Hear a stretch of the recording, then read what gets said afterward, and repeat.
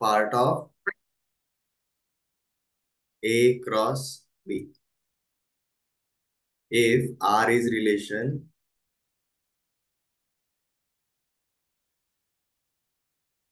from A to B, from A to B,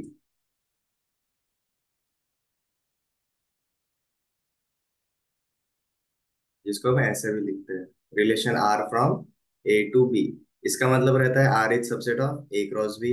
and उसमें हमने एक और चीज क्या देखी थी, A is called as domain of relation and B is called as range of relation. जो हमारा पहला वाला सेट रहता है it is domain and second वाला सेट इज रेंज। उसके बाद हमने देखा था जब आपका डोमेन एंड रेंज दोनों के दोनों सेम होते हैं it is called as relation on set, relation on a set. ये हम कब कहते हैं, when domain and range are same, when domain is equal to range. ठीक है। इसका अगर हम एग्जांपल अगर देखेंगे, relation R from natural numbers to natural numbers, या फिर हम कहेंगे relation R from whole numbers to whole numbers, relation R from rational numbers to rational numbers. इस हिसाब से जब आपका डोमेन एंड रेंज दोनों के दोनों सेम रहेंगे। और सबसे फाइनली हमने देखा था जी inverse of relation, inverse of relation. ये इनवर्स ऑफ रिलेशन हमने क्या देखा था, अगर हमारा R is a relation from A to B, then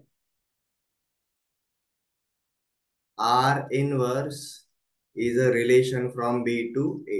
तो बेसिकली डोमेन एंड रेंज का क्या होता है जी, जगह चेंज हो जाता है, पोजीशन चेंज हो जाता है। ठीक है। ये हमने लास्ट लेक्चर तक देखा हुआ था। आज हम देखेंगे जी मोस्ट इम्पोर्टेंट पार्ट, रिलेशन के ऊपर जो सबसे ज्यादा क्वेश्चंस पूछे जाते हैं वो वाला पार्ट देखेंगे। It is called as types of relation.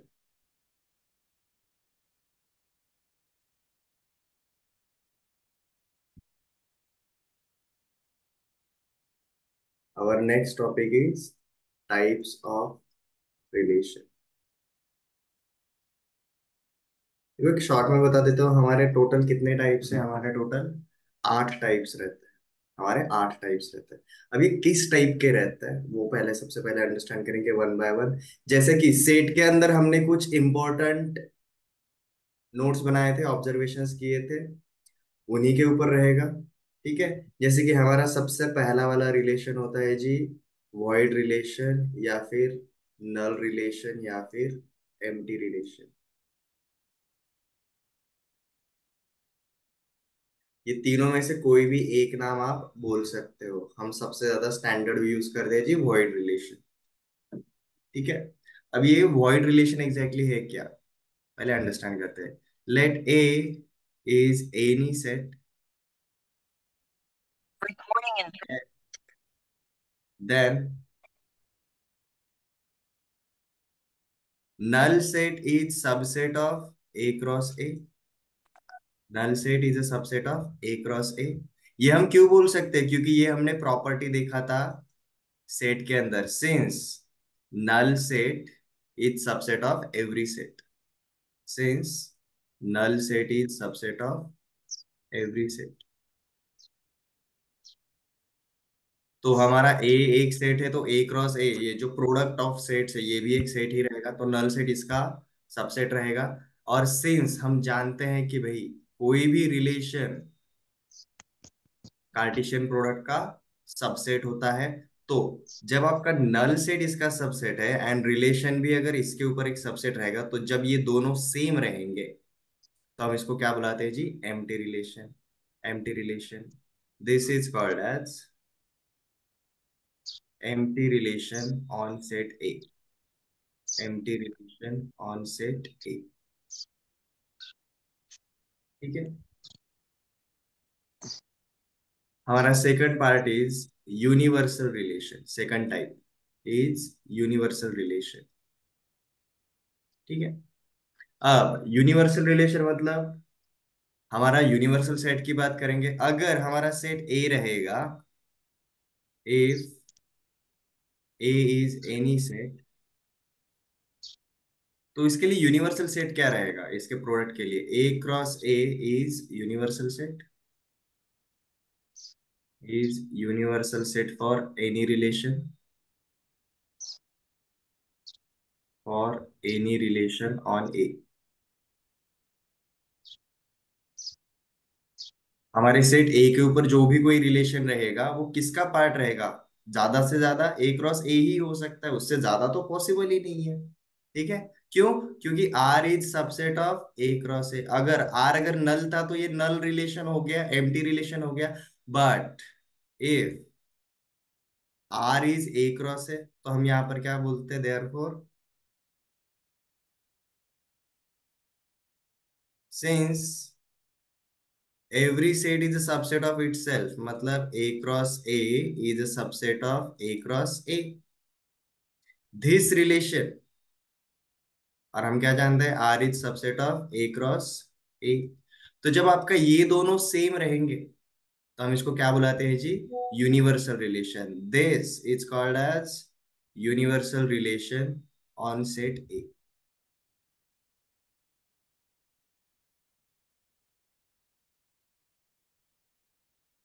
ये दो टाइपोलॉजी बहुत इजी है, ज्यादा सोचने का बात नहीं रहेगा यहाँ पर। जैसे कि हमने सेट के अंदर दो इंपॉर्टेंट प्रॉपर्टीज देखे थे, null set is subset of every set and every set is subset of itself. उसी तरीके का है। ठीक है। अगर कोई रिलेशन अगर नल सेट रहेगा वो बन जाएगा एम्प्टी रिलेशन। कोई अगर रिलेशन अगर यूनिवर्सल सेट रहेगा मतलब वो खुद ही रहेगा, तो बन जाएगा यूनिवर्सल रिलेशन। इसके एग्जांपल्स देखते हैं, आपको आइडिया आ जाएगा।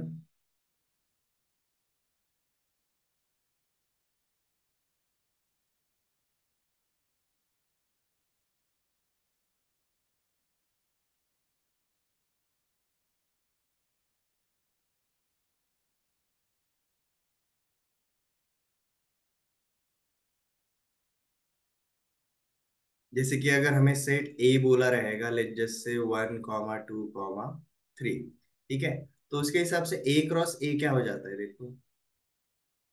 ए क्रॉस ए हो जाएगा हमारा 1, 1, 1, 2, 1, 3, 2, 1, 2, 2, 2, 3, 3, 1, 3, 2 एंड 3, 3। ये हमारा बन जाता है ए क्रॉस है। अब हमारे पहले रूल के हिसाब से null set is subset of every set. इनमें से अगर हम कोई भी अगर ऑर्डर्ड पेयर सेलेक्ट नहीं करेंगे तो मतलब ये कौन से टाइप का रिलेशन है? नल रिलेशन, कुछ भी नहीं। ठीक है। तो इसके हिसाब से ये क्या रहेगा, null set on A cross A, ये बन जाता है जी हमारा कौन सा वाला रिलेशन? Empty relation. ठीक है। बट अगर मैं एक कोई भी एक रिलेशन की बात कर रहा हूँ, रिलेशन इस तरीके से है कि इसके अंदर ये सारे के सारे ऑल ऑर्डर्ड पेयर्स अगर इन्वॉल्व होते हैं, मतलब ये 9 के 9 सारे के सारे अगर इन्वॉल्व होते हैं, तो ये हम कौन से टाइप का रिलेशन बोलते हैं जी? It is called as universal relation. This is called as universal relation. तो याद कैसे रखें? अगर हमारे रिलेशन में एक भी एलिमेंट नहीं रहेगा, इट इज एम्प्टी रिलेशन। ठीक है। और हमारे रिलेशन के अंदर ए क्रॉस ए के जैसे सारे के सारे एलिमेंट्स आ गए, सारे के सारे आ गए, कोई भी नहीं छूट रहा है, तो it becomes universal relation. It is just like empty set and universal set. Empty set क्या था? जिसके अंदर कोई भी एलिमेंट नहीं रहता, वो एम्प्टी सेट। जो रिलेशन में कोई भी ऑर्डर्ड पेयर नहीं रहेगा, वो एम्प्टी रिलेशन। यूनिवर्सल सेट क्या था? A set of all objects, it is called as universal set. Similarly ऐसा रिलेशन रिलेशन अगर ए क्रॉस ए पे है, तो ए क्रॉस ए के सारे एलिमेंट्स रहेंगे तो वो यूनिवर्सल रिलेशन रहेगा। ये दो टाइपोलॉजी बहुत इजी है।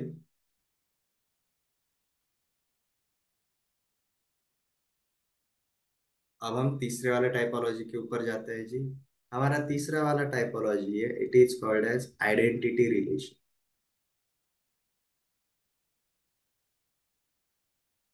It is called as identity relation. ठीक है। देखो यहां से आगे ना टाइप्स ऑफ रिलेशन का अंडरस्टैंडिंग थोड़ा सा डिटेल में रहता है, तो please understand it carefully. Let A is any set, हम ए को ऐसा कोई भी एक सेट पकड़ के चलते हैं। Then then I A is called as identity relation on set A, identity relation on set A when when, अब देखो इसका डेफिनेशन उन्होंने कैसा किया है। Identity relation A is equal to A comma A such that small a is a element of set A. Small a is subset, small a is element of set A।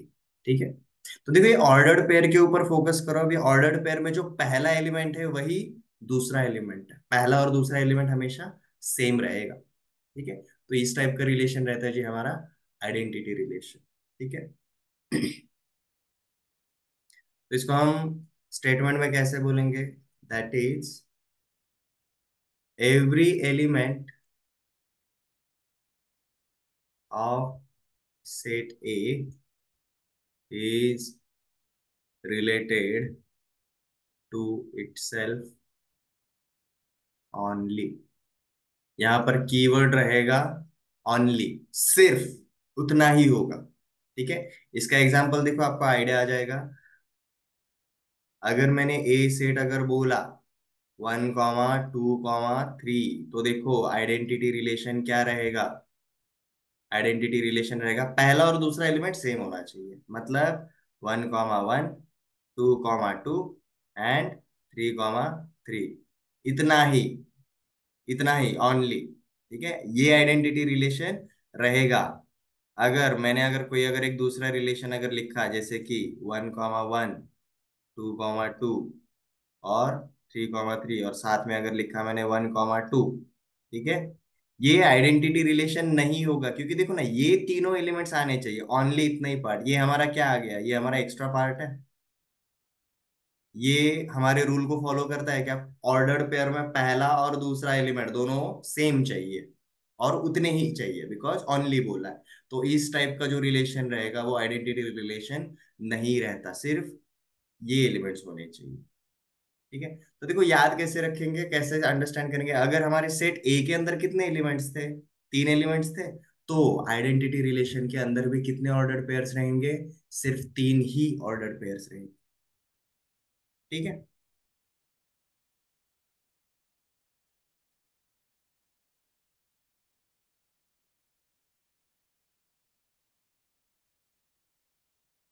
और देखो next वाला एक type देखेंगे, चौथा वाला जो इससे similar है, अलग है, थोड़ा सा अलग है। ठीक है, तो देखो इसको अंडरस्टैंड कर लेते हैं, ये क्या है?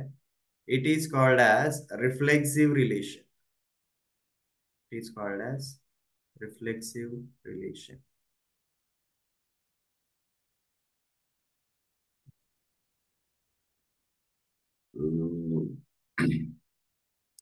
देखो अब ये रिफ्लेक्सिव रिलेशन क्या रहता है? Let A is any set, let A is any set, then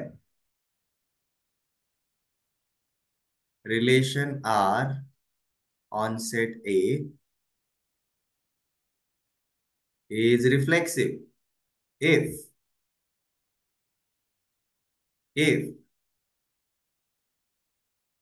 every element is related to itself, every element is related to itself। ठीक है, अब देखो ये दोनों टाइपोलॉजी मैंने एक साथ क्यों ली है, क्योंकि दोनों में डिफरेंस यही है। आइडेंटिटी रिलेशन में बोलता है कि every element of set A is related to itself only. यहाँ पर every element of set A is related to itself. दोनों में डिफरेंस एक ही है, यहाँ पर ओनली रहेगा, यहाँ पर कुछ एक्स्ट्रा पार्ट रहेगा तो भी चल जाता है। अब लास्ट वाले एग्जांपल को हम वापस से देखेंगे, समझ में आएगा तब और क्लैरिटी आएगा। हमने एग्जांपल क्या लिया था जी? अगर मैंने एक सेट बोला ए, और उसके अंदर एलिमेंट्स है 1, 2 एंड 3, तो जो मेरा आइडेंटिटी रिलेशन रहेगा उसके अंदर आएगा 1,1, 2,2 एंड 3,3, इतना ही आएगा। बट अगर मैं रिफ्लेक्सिव रिलेशन की बात कर रहा हूं तो इसमें 1,1, 2,2, 3,3 तो आएगा ही, बट साथ में सम एक्स्ट्रा पार्ट भी अलाउड है।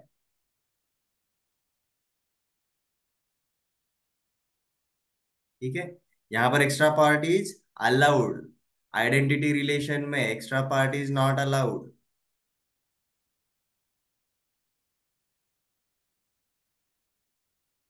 ये डिफरेंस है। ठीक है, जैसे कि ये रिफ्लेक्सिव रहेगा अगर 1, 1, 2, 2, 3, 3 आएगा तो, बट उससे ज्यादा अगर साथ में दिया 2,1, 2,3, 3,1, ये रहेगा तो भी ये रिलेशन रिफ्लेक्सिव ही रहेगा।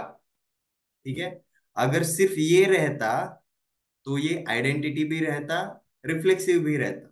बट ये एक्स्ट्रा पार्ट आने की वजह से ये आइडेंटिटी नहीं रहेगा, बट ये रिफ्लेक्सिव रहेगा। ठीक है, तो उसके ऊपर हम एक ऑब्जर्वेशन क्या बोल सकते हैं जी? हम अपना एक ऑब्जर्वेशन बोल सकते हैं, every identity relation is reflexive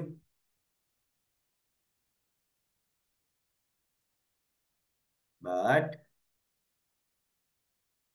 not every reflexive relation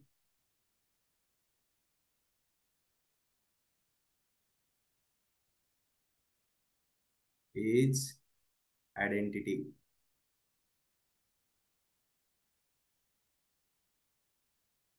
ये समझ में आ गया?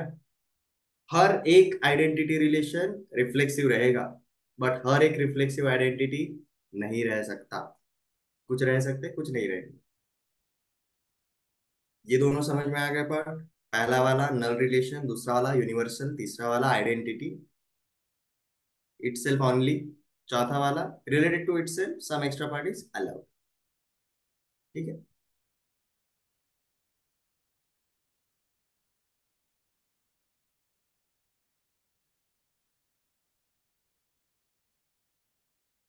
चलो अब देखो हम पांचवे वाले टाइपोलॉजी के ऊपर जाते हैं।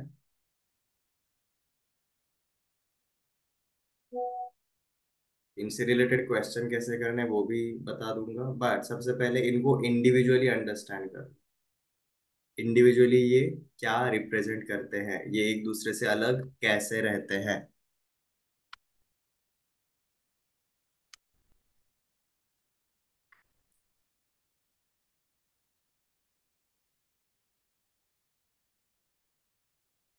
ओके, सो हमारा पांचवा typology is called as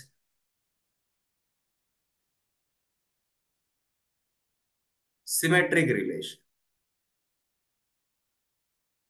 symmetric relation, अब देखो सबसे पहले अंडरस्टैंड कर लो ये क्या रहता है। Let capital A is any set, then relation R on set A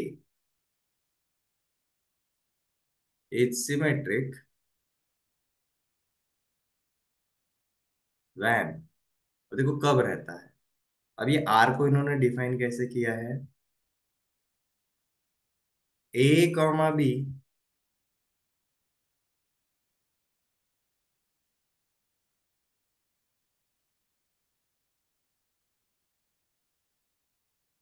A comma B is subset of और is belongs to relation as well as B comma A also belongs to relation. ठीक है,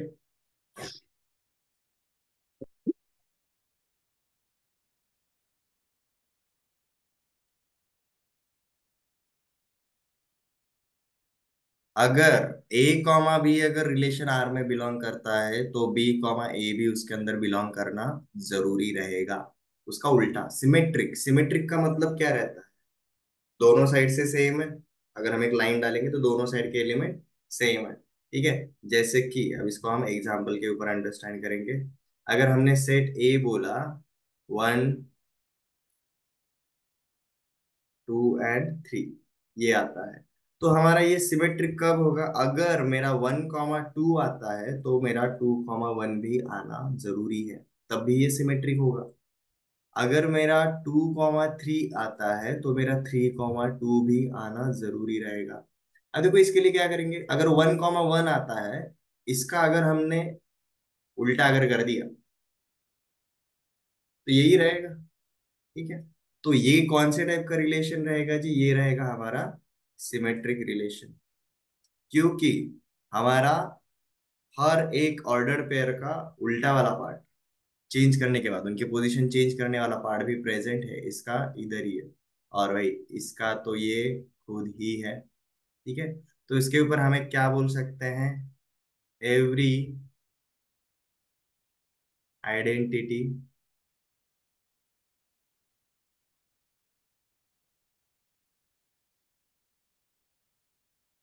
and universal relation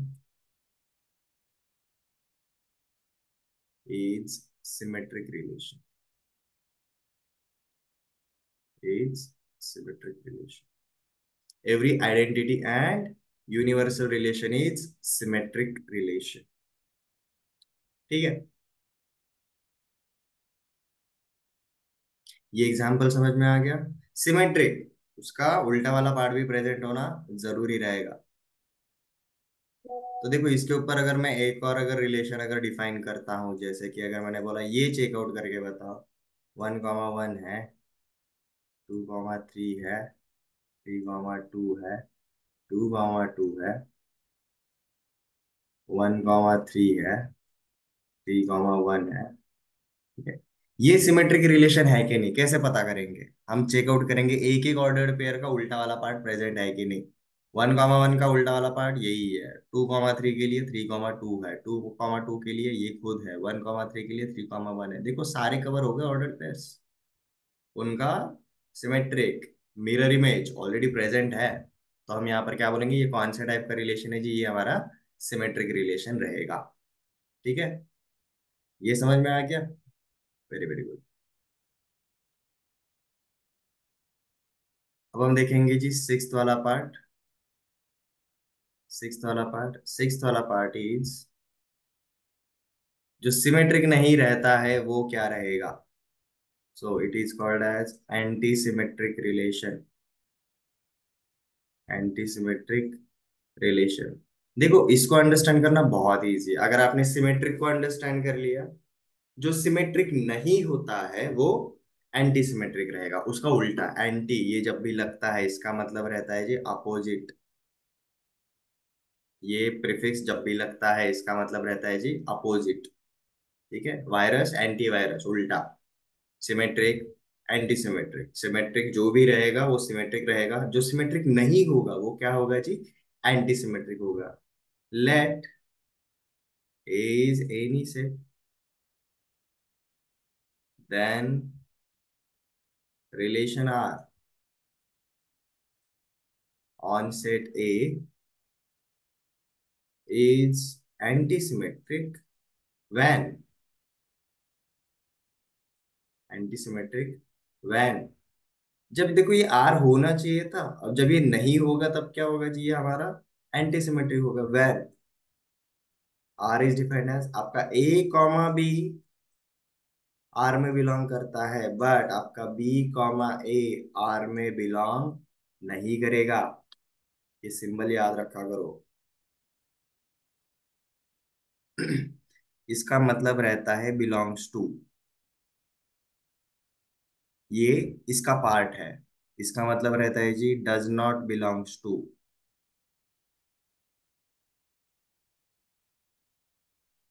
ये इसका part नहीं है। तो हम यहाँ पर क्या बोल सकते हैं? when R is not symmetric,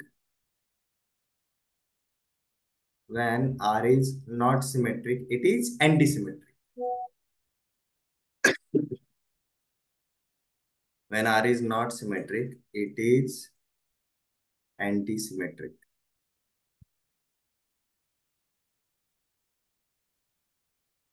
ये समझ में आ गया? अब एक ऐसे टाइप का रिलेशन है जो सिमेट्रिक भी रहता है और एंटी सिमेट्रिक भी रहता है। ठीक है, आपको हिंट देता हूँ वो कौन सा है जी, वो है हमारा identity relation. Identity relation, identity relation काफी यूनिक रहता है, ये बहुत सारे टाइपोलॉजीज को फॉलो करता है। ठीक है, यहाँ तक किसी को कोई डाउट? ओके, तो ये वाला एक ऑब्जर्वेशन भी नोट डाउन कर लो। Identity relation is only relation, is the only relation which is symmetric as well as anti-symmetric,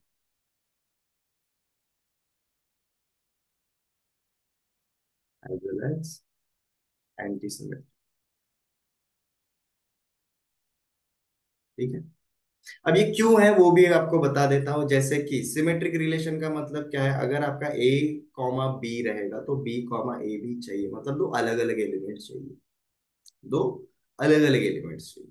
ठीक है, बट अगर मेरा एक ही एलिमेंट अगर रहता है तो भाई इसको अगर रिवर्स करेंगे तो ये खुद रहेगा, तो ये अलग अलग एलिमेंट्स नहीं है। ठीक है, तो जब हम ये डिफरेंट डिफरेंट एलिमेंट्स की बात कर रहे हैं जो कि होने चाहिए बट नहीं है, उसकी वजह से ये बन जाता है जी एंटी सिमेट्रिक। बट अगर एंटी सिमेट्रिक के तरीके से देखेंगे तो भाई इसका उल्टा वाला पार्ट प्रेजेंट नहीं होना चाहिए, इसका उल्टा वाला पार्ट प्रेजेंट नहीं होना चाहिए, बट ये दोनों एलिमेंट सेम होने की वजह से वो खुद प्रेजेंट रहना ही मतलब उसका रिवर्स पार्ट भी प्रेजेंट है।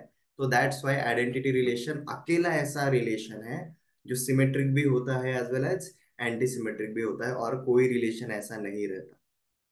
ठीक है, ये समझ में आ गया? ओके, चलो नेक्स्ट वाले टाइपोलॉजी पे जाते हैं, देखते हैं आगे क्या होता है।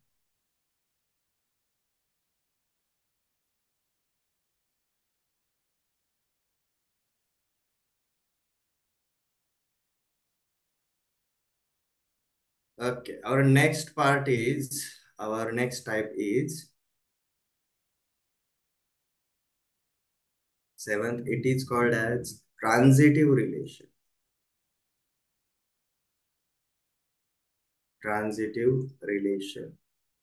ठीक है, और देखो ये ट्रांजिटिव को अंडरस्टैंड करने के लिए आपको रिफ्लेक्सिव एंड सिमेट्रिक दोनों को एक साथ लेकर चलना पड़ेगा। रिफ्लेक्सिव रिलेशन में हमने क्या देखा था, अगर हमारा ए कॉमा ए रिलेशन का पार्ट चाहिए, A comma A must be part of relation R, ये हमने किसके लिए देखा था जी?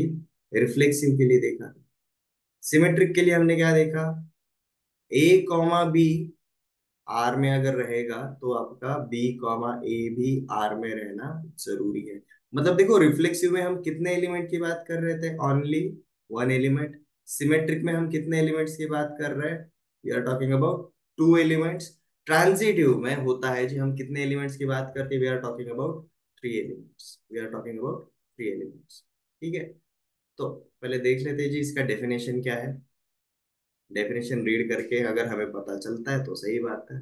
So let A is any set, let A is any set, then relation R on set A is transitive, is transitive when, अब देखो ये क्या बोल रहा है, A comma B belongs to R, B comma C belongs to R, therefore A comma C also belongs to। जब ये condition रहेगा तब भी हम क्या बोलेंगे, R is transitive।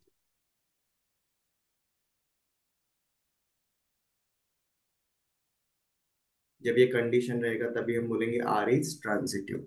देखो तीन एलिमेंट्स आ गए, A B, B C and A C, मतलब ए बी और सी के लिए अगर ए कॉमा बी है, बी कॉमा सी है, तो ए कॉमा सी भी होना जरूरी रहेगा। ठीक है,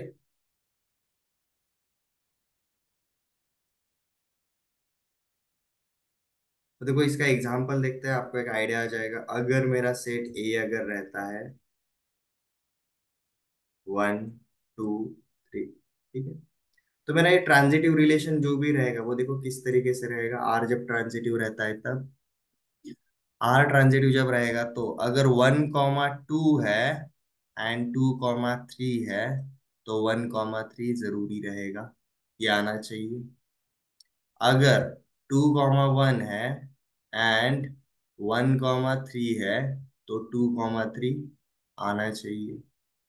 ठीक है। अब जैसे देखो ये वाला पार्ट रिपीट हो गया, ये वाला पार्ट रिपीट हो गया, तो ये रिपीटेशन में से अगर कोई भी एक पार्ट भी अगर रहता है, तो भी ये क्या रहेगा जी, हमेशा। जैसे हम ये वाला पार्ट रिमूव कर देते हैं, तो देखो इसकी तरफ फोकस करो आप। 1,2 है, 2,1 है, सिमेट्रिक लगेगा। बट 2,3 है, 3,2 नहीं है, तो ये सिमेट्रिक नहीं होगा। बट 1,2 है, 2,3 है, तो 1,3, 1,3 होना चाहिए। है क्या? हाँ जी है।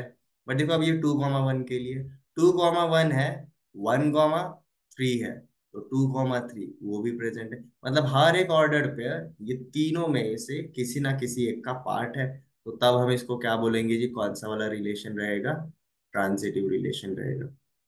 अगर ये अभी भी एग्जाम्पल समझ में नहीं आ रहा, थोड़ा सा अलग टाइप का एक एग्जाम्पल लेता हूँ। Let capital L is set of all parallel lines, all straight lines in a plane। एक प्लेन के ऊपर आपका capital L set of all straight lines, ठीक है। तो यहाँ पर हमने एक रिलेशन आर डिफाइन किया। Line L1 is parallel to line L2, line L2 is parallel to line L3, then line L1 is parallel to line L3। ठीक है। अब पैरेलल का मतलब क्या रहता है? दोनों का कभी भी इंटरसेक्शन नहीं होगा, पैरेलल रहेंगे। ठीक है। तो अगर L1 अगर L2 को पैरेलल है और L2 अगर L3 को पैरेलल है, तो हम ऐसा बोल सकते हैं L1 L3 को पैरेलल है। ठीक है। तो इस टाइप के रिलेशंस, जब आप पहला और दूसरे का रिलेशन है, दूसरे और तीसरे का रिलेशन है, एंड आप पहले और तीसरे को भी रिलेट कर सकते हो, this is called as transition of relation, that's why it is called as transitive relation. But हम याद कैसे रखेंगे? ट्रांजिटिव रिलेशन में हम कितने एलिमेंट्स की बात कर रहे हैं? 3 एलिमेंट्स की बात कर रहे हैं, उनके बीच में रिलेशन यही होना चाहिए, पहला दूसरे के साथ, दूसरा तीसरे के साथ, तो पहला तीसरे के साथ भी होना जरूरी रहेगा। ठीक है।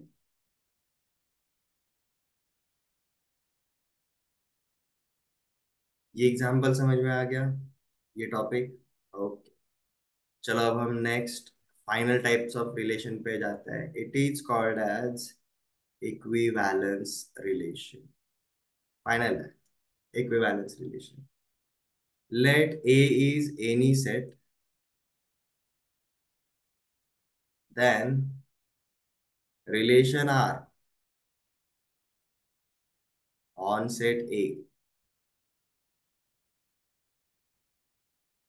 Is equivalence when. अब देखो इसके 3 कंडीशन है, तीनों कंडीशन को अच्छे से अंडरस्टैंड कर लो। ये इक्विवेलेंस कब रहेगा? व्हेन R is reflexive,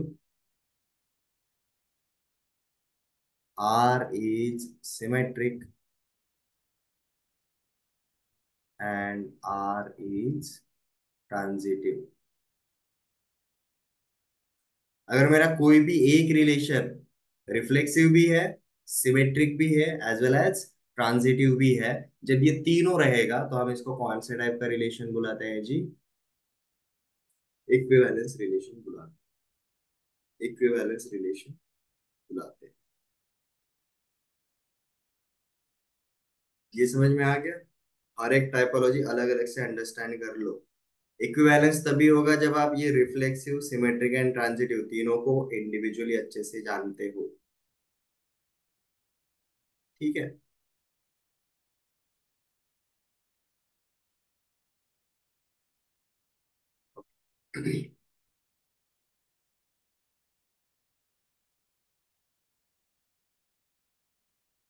अब देखो शॉर्टकट में हम सारे टाइपोलॉजीज को एक साथ देखेंगे तो आपको एक आइडिया आ जाएगा।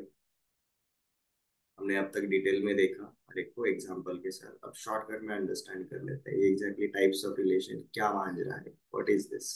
ठीक है, तो हमारे कितने टाइप्स बोले जी हमने, टोटल 8 टाइप्स बोले। तो पहला वाला जी देखा हमने, नल रिलेशन। ठीक है, तो इसको हम बोलते हैं जी null set is a subset of every set. दूसरा वाला देखा जी हमने, यूनिवर्सल। यूनिवर्सल क्या कहता है जी, A cross A is subset of A cross A. ये देखो ये लेफ्ट साइड वाला रिलेशन। ठीक है, these are types of relation. Third वाला है जी हमारा आइडेंटिटी। आइडेंटिटी रिलेशन को हम क्या बोलते हैं, I A such that it consist of A comma A where as A is element of A. सिर्फ इतना ही होना चाहिए, ओनली इतना ही, नो एक्स्ट्रा पार्ट। चौथा देखा था जी हमने, रिफ्लेक्सिव। अब रिफ्लेक्सिव का मतलब, we are talking about one element and it is related to itself. One element is related to itself. One element, हर एक element, every element related to itself। देखो नाम से ही याद रहेगा, इट्स रिफ्लेक्सिव, रिफ्लेक्शन। ठीक है, रिफ्लेक्शन में क्या होता है, हम जो है हमें वही दिखता है, तो पहला एलिमेंट जो है दूसरा एलिमेंट भी वही होना चाहिए, कम से कम उतना तो रहे, ज्यादा कुछ आ गया चल जाएगा। ठीक है, यहाँ पर हम कितने एलिमेंट की बात करते हैं जी, we talk about only one element. पांचवा वाला देखा जी हमने, सिमेट्रिक। सिमेट्रिक को याद रखने के लिए, ए कॉमा बी अगर रिलेशन का पार्ट है तो बी कॉमा ए भी रिलेशन का पार्ट होना चाहिए। तो basically we are talking about two elements. Next था जी हमारा एंटी सिमेट्रिक। एंटी सिमेट्रिक भाई, जो सिमेट्रिक नहीं, जो नॉट सिमेट्रिक वो रहेगा एंटी सिमेट्रिक। ठीक है, सातवां पार्ट हमने देखा जी कौन सा वाला, ट्रांजिटिव। अब ट्रांजिटिव में हम कितने एलिमेंट्स की बात कर रहे थे, 3 elements, A comma B R का पार्ट है, बी कॉमा सी भी हमारा आर का पार्ट है, तो ए कॉमा सी भी किसका पार्ट होना चाहिए, आर का पार्ट होना चाहिए। तो यहाँ पर हम कितने एलिमेंट्स की बात कर रहे हैं, we are talking about 3 elements. और सबसे फाइनल वाला हमारा कौन से टाइप का रिलेशन है जी, इक्विवेलेंस रिलेशन।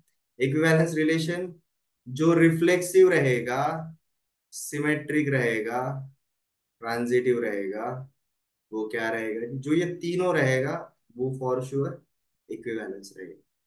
ठीक है, ओके। इससे रिलेटेड अब हम एग्जांपल्स देखेंगे कुछ। ठीक है, रिकॉग्नाइज कैसे करना है, इसके ऊपर हम कुछ ऑब्जर्वेशंस भी करेंगे।